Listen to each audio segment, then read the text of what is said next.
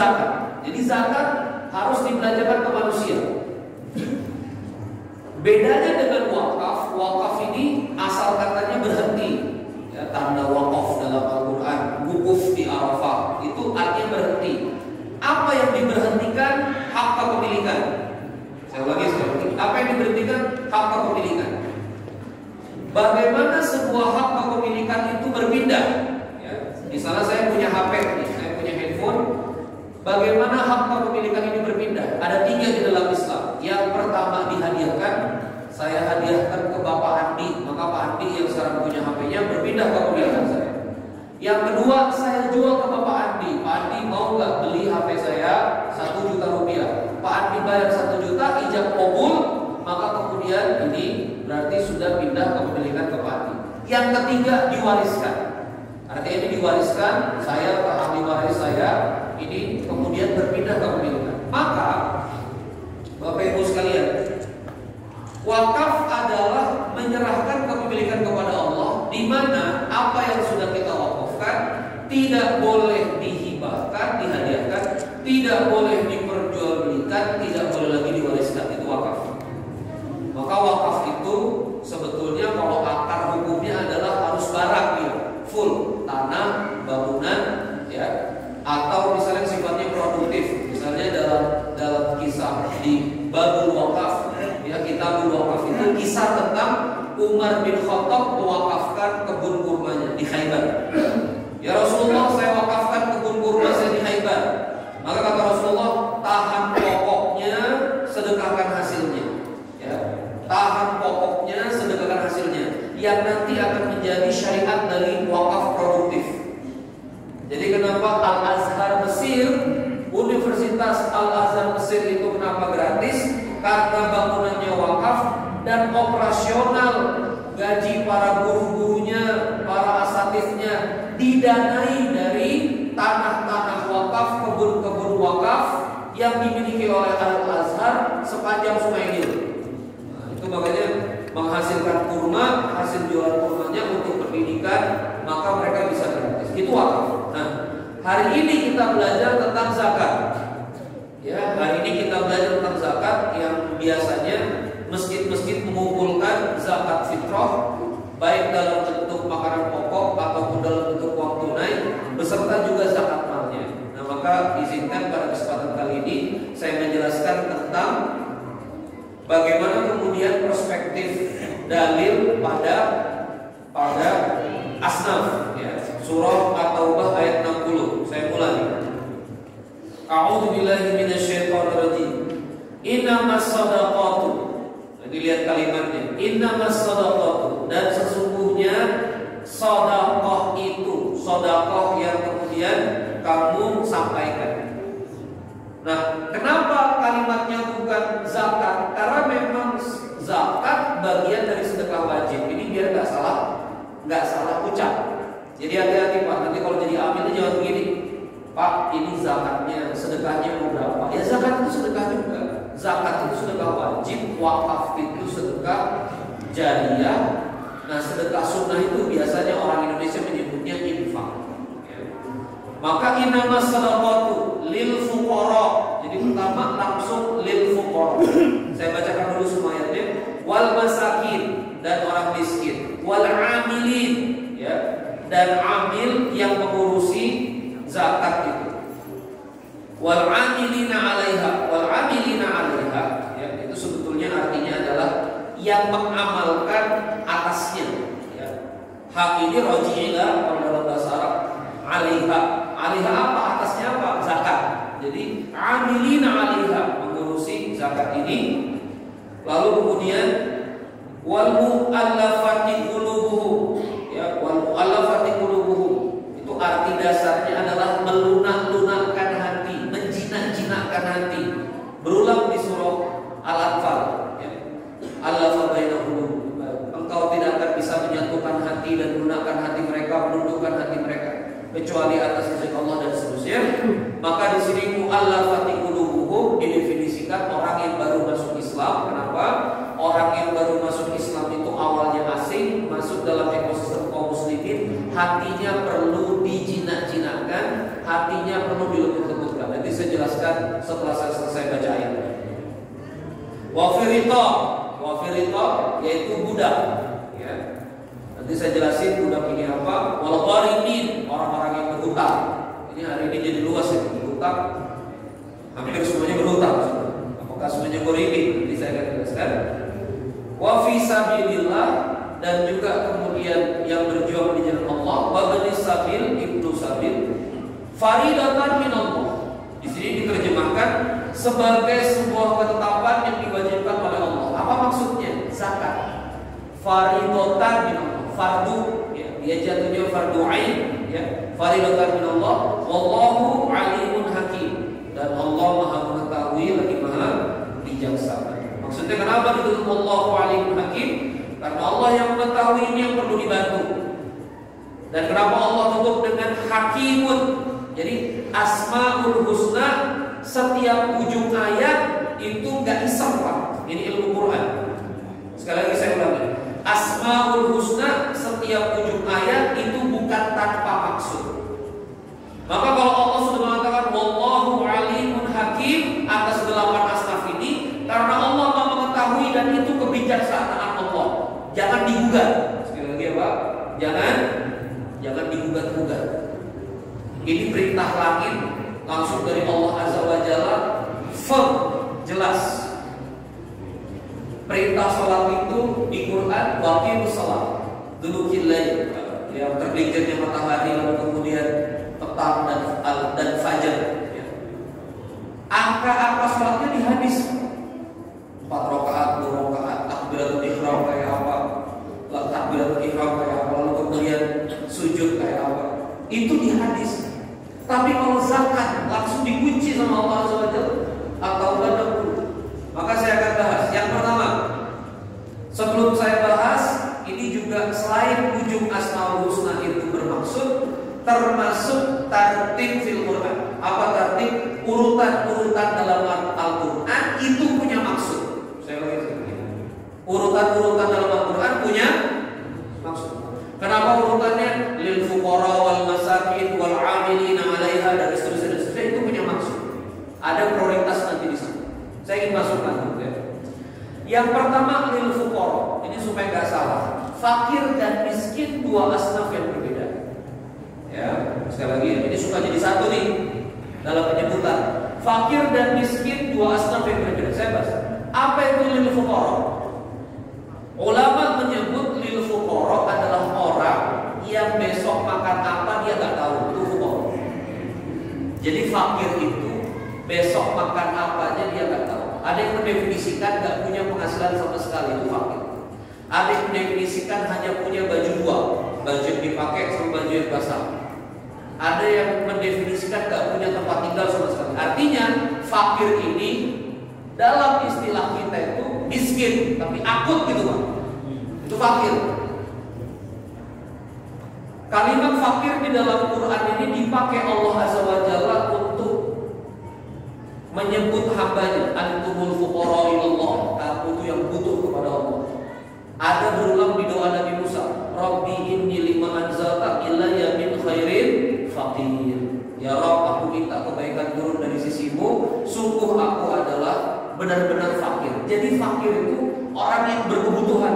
Dia sebetulnya butuh sampai dia meminta-minta kadang-kadang. Itu namanya fakir. Dan itu asnaf. Perhatikan ya. Dan itu ada yang tanya sama saya, sebetulnya kalau fakir itu boleh minta kan?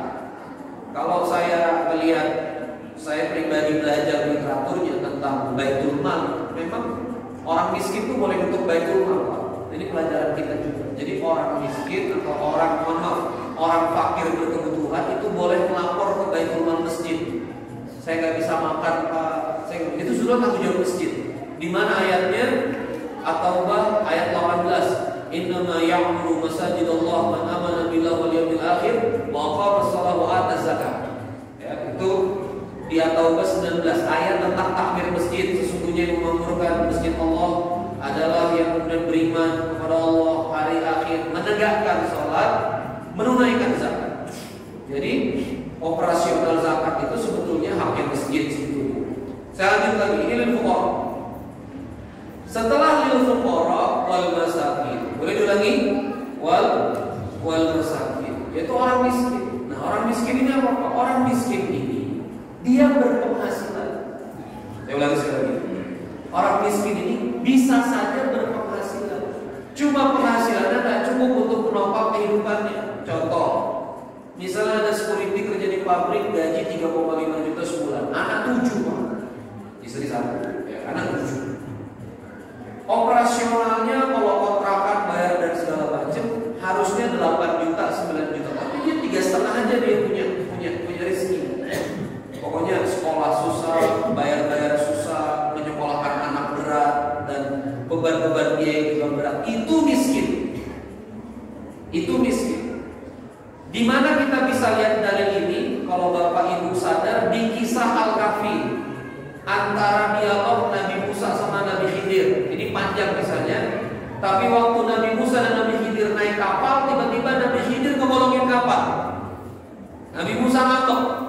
Dijelaskan sama Nabi Khidir, Ammas Safina.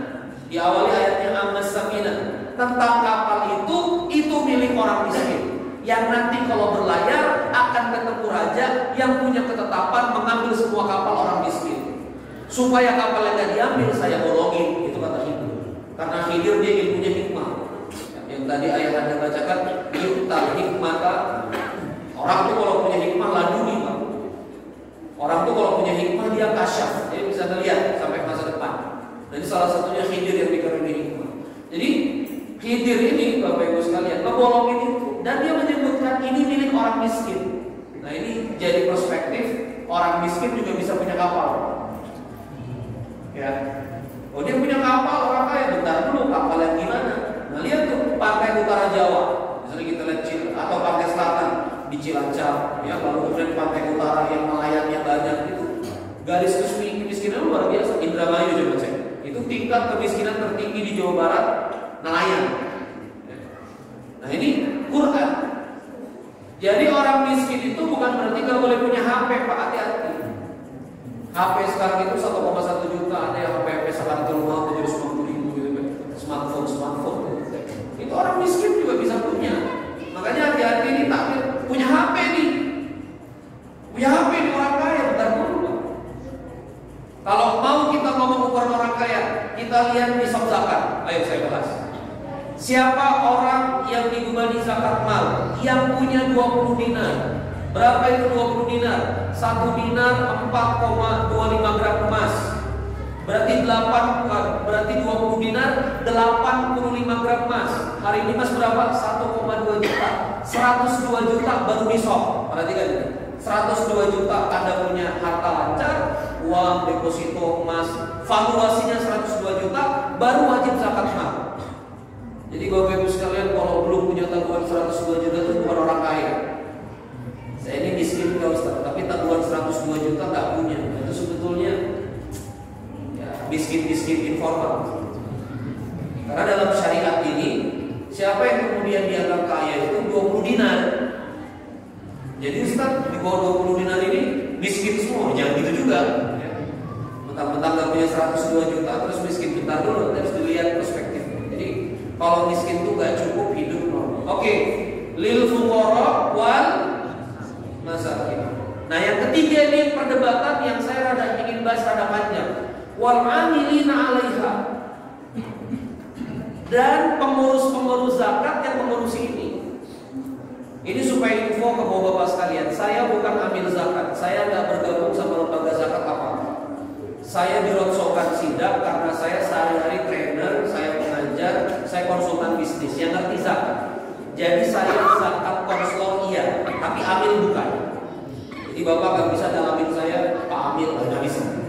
Dan saya nggak terima zakat. Kalau mau zakat nanti ada amilnya sidang. Saya pengajar. Tapi saya membela amil ini memang harus dapat asnaf, Pak. Wal amilina 'alaiha itu harus 1/8. Memang begitu. Kalau 100% dibagi 1/8 itu 12,5%. Artinya kalau lembaga zakat ngumpulin 10 miliar, mereka berhak atas 1,25 M dibagi untuk jadi operation OPEX penggajian mereka selama 1 tahun. Ya, jadi gampangannya 1,25 M itu nanti dibagi dua, 10% maksudnya 50% untuk operating non manusia, iklan, ya, brosur, sewa kantor, 50% untuk gaji semua karyawan atas kelayakan. Jadi bukan berarti satu orang boleh gaji 100 juta gitu, ada kelayakannya. Misalnya UMR Kota Tasik, nanti yang manajemen 2 kali UMR dan seterusnya, itu ada ukuran. Dan itu hak ambil. Kenapa Allah letakkan ini setelah fakir dan miskin? Nah, jadi kan, coba sama-sama, lil fuqara wal masakin wal amilin 'alaiha. Maka saya ingin bicara dulu tentang mekanisme pasar tenaga kerja, Pak. Begini, saya bilang.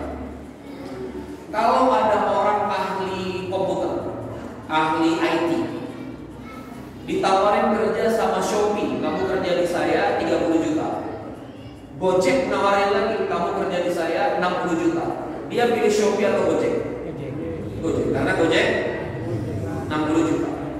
Apa kaidahnya? Manusia hanya akan memilih yang insentifnya tinggi. Saya ulangi sekali. Manusia akan memilih yang insentifnya tinggi.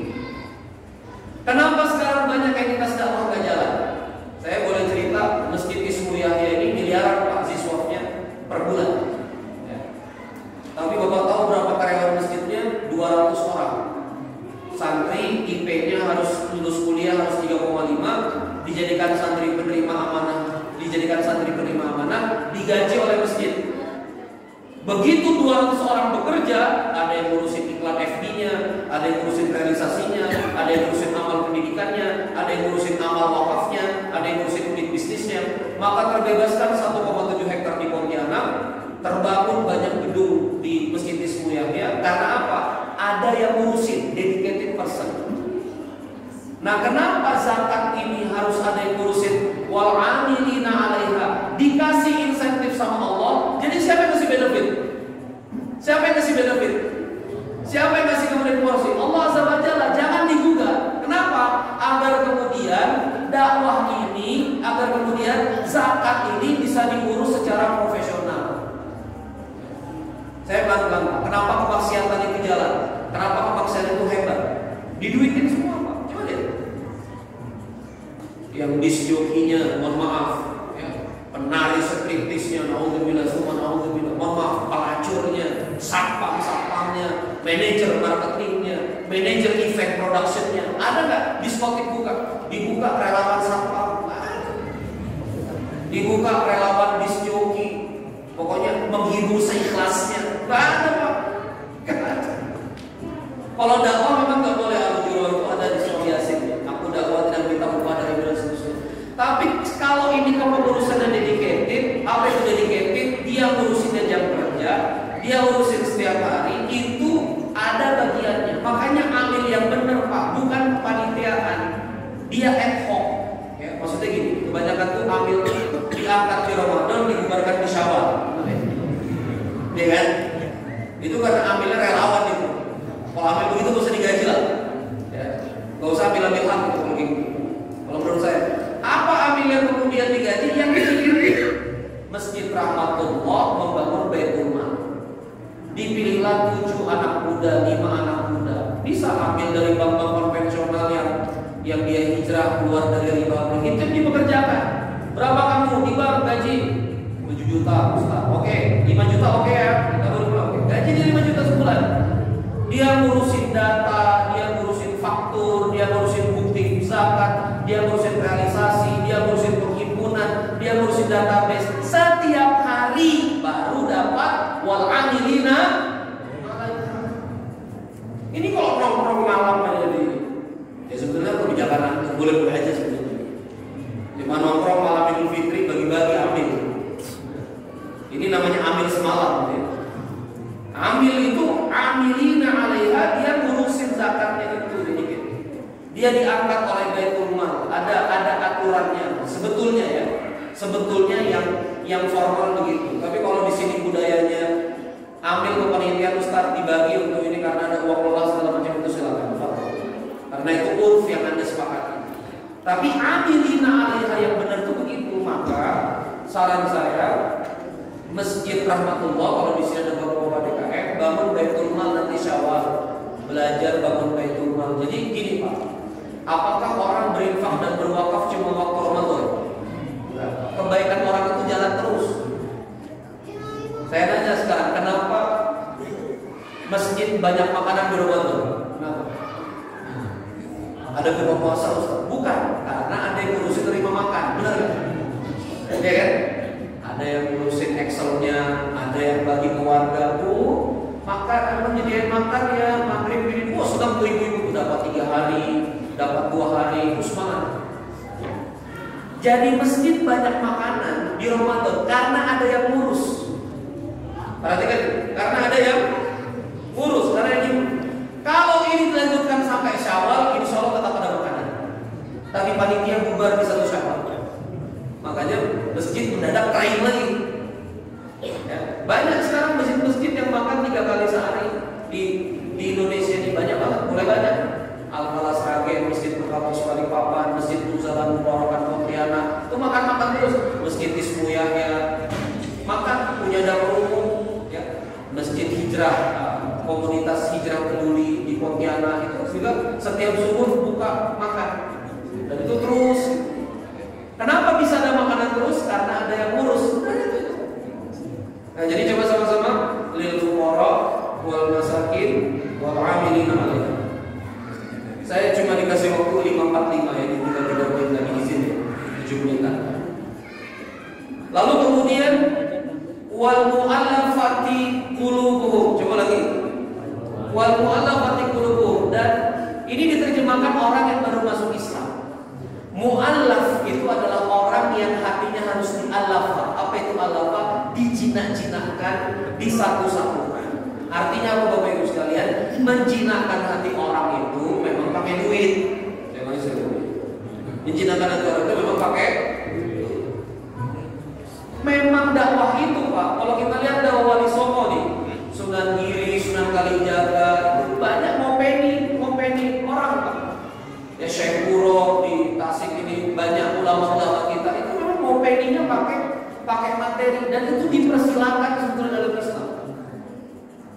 Karena kalau orang itu hatinya tenang, Pak, alladzi at'amahu min ju' wa amanahu min khauf. Kalau perutnya itu kenyang, hatinya. Nanti kalau boleh coba Pak, masjid ini coba ada yang makan-makan. Misalnya maghrib, isya makan. Terus isya bikin pengajian. Itu jamaah udah menyerah Pak. Maksudnya udah ustadznya bener gitu. Pokoknya apa yang Ustaz bilang ini benar. Kenapa banyak? Kenapa sekarang muslim ini ganas-ganas di masjid pahlawan? Anda ceramain orang lapar, itu kontraksinya luar biasa. Orang itu kalau sudah lapar marah, kalau sudah marah dia ngomongin apa-apa itu susah. Kenapa? Karena nggak dimualafah. Jadi sekarang saya bertanya gini, sering ada isu pemurtadan. Ustaz, mereka dikasih Indomie pindah agama dari Islam keluar Islam. Ustaz, itu mereka dikasih uang dia pindah agama, rumahnya dibenerin dia pindah agama. Mohon maaf Pak, saya sampaikan. Itu cara Islam yang tidak kita pakai, yang dipakai orang lain. Sekali lagi, itu cara. Kalau mereka pindah karena dikasih Indomie, salah kita nggak kasih Indomie. Nah, perspektifnya harus itu. Kalau mereka pindah karena rumahnya dibenerin, salah kita nggak benerin rumahnya. Kalau mereka pindah karena diopeni uang, salah kita nggak ngasih uangnya. Karena di zakat ada itu mu'allafatu, mu'allafati baina mu'allafati qulubuhum, wal mu'allafati qulubuhum. Bahkan saya mendalami kalimat mu'allafati baina mu'allafati qulubuhum ini begini Pak. Sebetulnya kan gini, banyak gak orang-orang kita yang Islamnya KTP? Banyak gak? Kalau dia Islamnya KTP, lalu kemudian dia baru mendekat sama masjid, kembali hijrah, kembali ngaji lagi, sebetulnya hatinya juga mesti dirawat-rawat. Namanya mu'alaf informal, nah, jadi habis dia healing, jawet, gitu misalnya. Dia misalnya habis bukan healing ke jawet, maksud saya dia kebatinan, aliran kebatinan, baru kemudian dia berislam. Nah, itu yang kemudian sebetulnya baru-baru masuk Islam juga. Saya lanjutkan.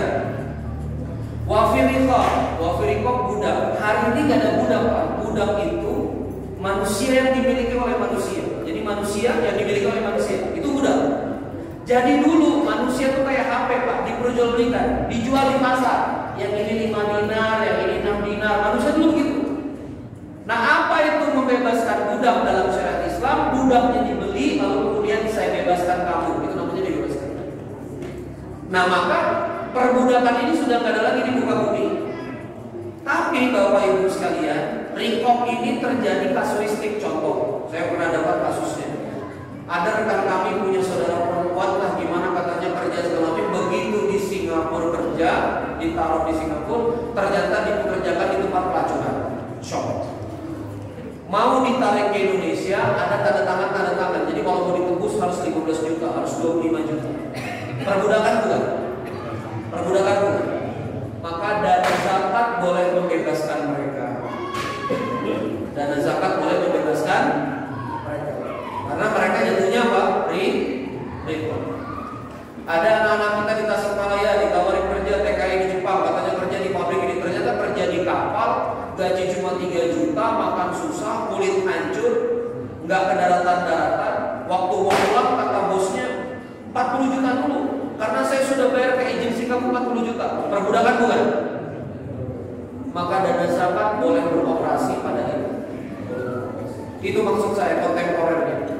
Jadi kontemporernya rikop nggak ada, ya. Tapi manusia yang diperjualbelikan itu ada, trafficking dan seterusnya. Dan kadang-kadang begitu mau dilepas ada legal standingnya, nggak boleh ini, ada penaltinya segala macam. Bebasin aja pakai dana zakat. Berikutnya, wal gharimin, orang-orang yang berhutang. Di zaman Nabi hutang bukan gaya hidup Pak. Kalau sekarang hutang gaya hidup, ya, Tupperware cicil, gamis cicil, saribir cicil, baju koko cicil, panci cicil. Kalau di zaman sahabat, di zaman Nabi ya punya uang belanja, nggak punya uang ya nggak ngutang. Jadi ngutang tuh aib Pak. Kenapa? Ngutang ini jadi masuk asnaf zakat. Orang dulu sampai nggak bisa dapat gandum, sampai nggak bisa makan, baru mereka ngutang. Jadi utang tuh bukan dipromokan kayak sekarang. Maka ulama sepakat gharimin di sini adalah yang berhutang untuk kebutuhan pokok, dia terdesak untuk berhutang. Maka di Turki, gimana cara orang bayarin gharimin Pak? Di Turki, orang-orang kaya itu keliling toko-toko sembako. Kamu punya catatan hutang kan? Oh, ini catatan hutang berapa total semuanya? Totalnya 30 juta lira. Maka orang kaya Turki bayarin 30 juta lira. Mana catatan hutangmu? Sini aku bakar. Jadi aku putihkan semua yang berhutang di toko ini. Nanti siang punya toko ngomong udah dibayarin sama perusahaan. Jadi diputihkan. Kenapa? Karena gharimin ini hutang ke bahan pokok. Hutang ke mana? Bahan pokok. Sekarang saya gharimin berhutang. Hutang apa? iPhone 20. Saya hutangnya power bank iPhone. Nah ini bukan gharimin ini. Ini menggoreng-gorengkan diri. Ya. Selanjutnya wa fi sabilillah yang berjuang di jalan Allah. Kalau ngaji sama Buya Yahya Al-Bahjah, fi sabilillah cuma tentara. Sekarang nggak ada lagi itu Buya Yahya. Ya. Kalau teman-teman Nahdlatul Ulama Muhammadiyah, ya, kalau kemudian di Munzaran dan di Ismu Yahya juga disidang, fi sabilillah ini siapapun yang berjuang di jalan Allah. Yang ngajar ngaji, guru-guru yang dakwah di pedalaman, itu fisabilillah. Syekh Yusuf Qaradawi bahkan lebih dalam lagi tentang fisabilillah. Apa? Kalau di daerah minoritas wakafnya kurang, maka dana zakat boleh bangun Islamic Center. Karena Islamic Center atau bangunan adalah fisabilillah. Tapi kalau kita di Indonesia jangan, karena kita masih punya energi wakaf, ya. Umat masih banyak. Sampai begitu, itu fisabilillah. Yang terakhir, ini prioritas terakhir nih, Ibnu Sabil. Ibnu Sabil itu orang putus ongkos dalam perjalanan. Nah ini juga pendapatnya beda-beda. Saya pernah datang ke sebuah entitas dakwah, terus Ustaz, ini izin zakat dari kami, antum kan Ibnu Sabil. Jadi saya jalan-jalan aja, dianggap perjalanan ini butuh ongkos Ibnu Sabil. Ada yang begitu. Ya. Ada juga yang menganggap yang harus putus ongkos, nggak punya uang untuk balik. Nah itu Ibnu Sabil. Saya menjelaskan dulu Pak, kenapa Ibnu Sabil masuk asnaf zakat terakhir nih, sudah jam 5.50. Karena dulu ahli ilmu itu pelajar ilmu Bapak Ibu sekalian. Orang kalau mau belajar hadis itu mendatangi ahli ilmu. Jadi mau mohon maaf ya, dulu bukan ustadznya yang roadshow. Kalau sekarang ini saya mengkhianati pola, ahli ilmu disuruh keliling-keliling. Kalau dulu pelajar yang tulak yang datang, misalnya Imam Malik di Madinah, itu didatangi di Madinah. Imam Syafi'i lagi di Kufah, datangi di Kufah. Ya. Nanti Imam Hanafi di mana, datangi. Jadi mereka datang ke para ulama-ulama ini. Maka Ibnu Sabil jadi asnaf zakat itu karena perjalanan dan keilmuan itu dekat. Ya. Maka itulah Bapak Ibu sekalian 8 asnaf, ya, yang mudah-mudahan secara kontemporer masih ada sekarang, dan itulah bagaimana harusnya kita membelanjakan dana zakat ini ke 8 asnaf ini. Sudah terbit waktu syuruk. Terima kasih Bapak Ibu sekalian dan dirahmati Allah. Terima kasih atas waktunya. Wassalamualaikum warahmatullahi wabarakatuh.